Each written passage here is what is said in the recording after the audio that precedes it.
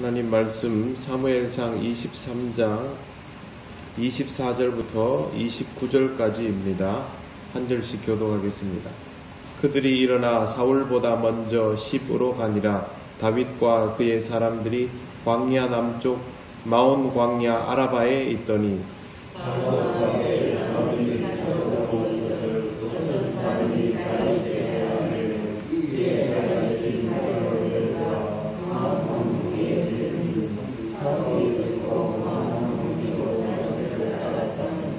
사울이 산 이쪽으로 가매 다윗과 그의 사람들은 산 저쪽으로 가며 다윗이 사울을 두려워하여 급히 피하려 하였으니 이는 사울과 그의 사람들이 다윗과 그의 사람들을 애워싸고 잡으려 함이었더라.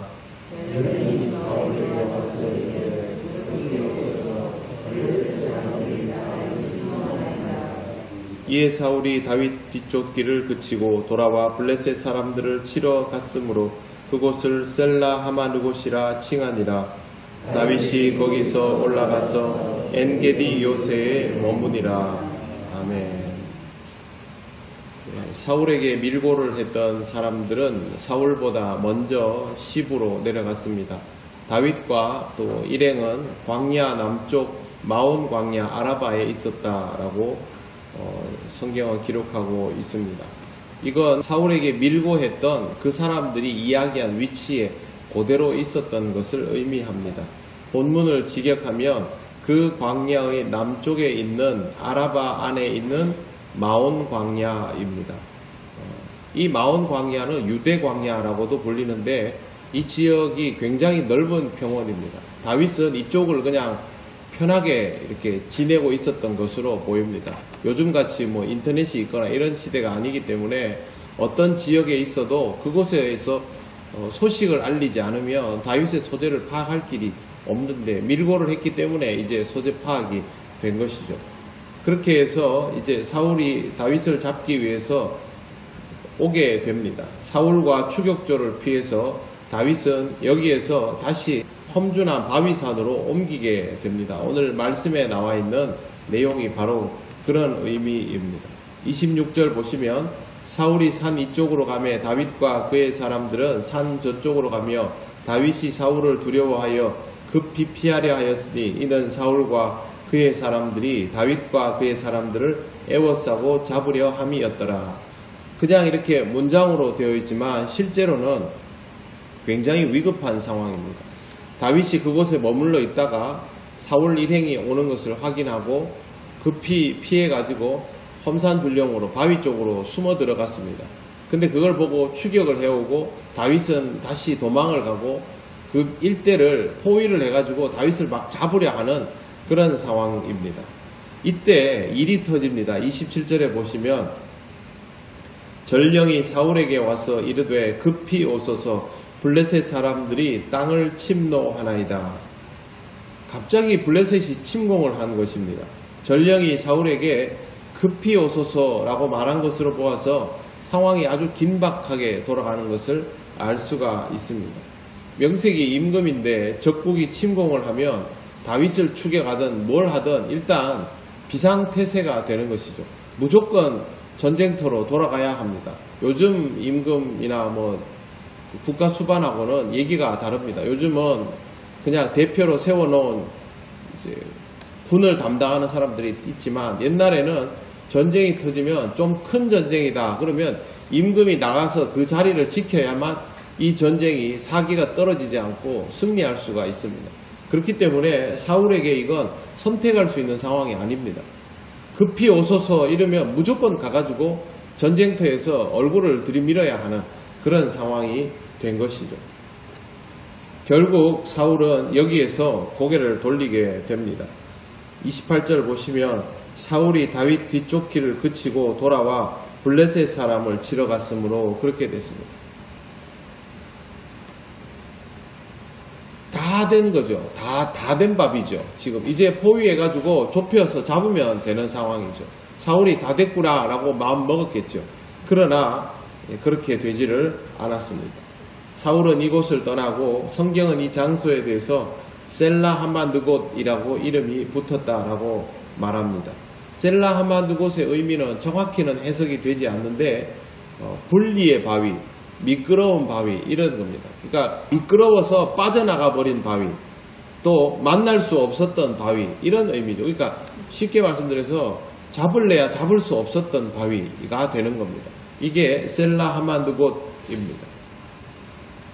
다른 이유는 없죠. 사울이 분명히 잡을 수 있는 상황에서 다윗을 놓치게 되었기 때문에 이런 이름이 붙었습니다.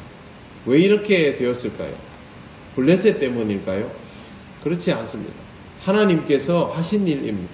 하나님께서 블레셋 임금의 마음만 살짝 움직이시면 상황은 이렇게 돌아가 버리는 것이죠.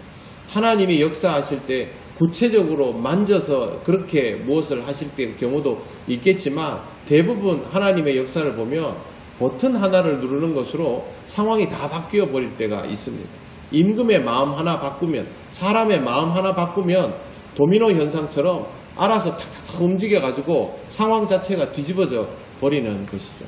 실제로 우리가 살아가다 보면 이렇게 할 수 있습니다. 하나님이 사울에게 다윗을 손대지 말라 하고 말씀하시면 되죠. 근데 하나님은 이미 여러 번 말씀하셨습니다. 요나단을 통해서, 다윗을 통해서 몇 번이나 경고를 하셨는데도 사울은 듣지 않으니 하나님이 다른 방법을 사용하고 계시는 것입니다. 사울이 다윗을 잡지 못한 것처럼 우리도 눈앞에 있는 무언가를 원했다가 놓친 경우들이 다 있습니다. 사울이 다윗을 포기하고 전쟁터로 돌아갈 때 기분이 어땠겠습니까? 너무너무 아까웠겠죠. 다 잡았는데. 하지만 전혀 아까워할 일이 아닌 것이 하나님이 허락하지 않으면 이건 어차피 내 것이 될 수 없습니다. 구분응선을 넘어도 숟가락만 얹으면 된다 싶어도 하나님이 아니다 하면 아닌 것이죠. 우리는 세상에서 일을 할 때 세상의 기준을 가지고 모든 것을 판단하려고 듭니다. 이제 다 됐다. 그러나 그 일도 엎어지게 만드시는 분이 하나님이시고 아무것도 아니다 싶은 일도 되게 만드는 분이 또 하나님이십니다. 그렇기 때문에 우리는 모든 일들을 결정함에 있어서 하나님의 뜻이 무엇인지를 제일 주목해서 봐야 하는 것입니다. 99%와 1%의 차이가 있을까요? 세상적으로는 있겠지요. 그러나 하나님의 역사 앞에서 하나님의 1%와 하나님의 99%는 똑같습니다. 하나님이 손대시면 모든 것은 하나님의 뜻대로 움직여지기 때문입니다. 우리에게 이미 있는 경험들이기 때문에 이걸 항상 의식하면서 살아가시기를 바랍니다. 하나님이 우리가 원하는 것들을 잘못되었다 싶으면 회방 놓으실 때도 있지만 우리가 원하는 것들이 옳다 싶으면 세상 사람들이 다 안 된다고 해도 되게 하시는 경우도 많습니다. 그러므로 항상 하나님 앞에서 믿음을 가지고 하나님의 뜻이 무엇인가를 보고 거기에 맞추어 가면서 한 걸음 한 걸음을 옮기시는 여러분 되시기를 바랍니다. 기도드리겠습니다.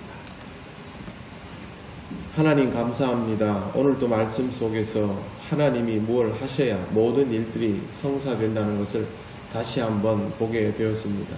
우리의 삶 속에도 이미 이와 같은 일들이 수도 없이 일어났지만 그때뿐이고 잊을 때가 많습니다.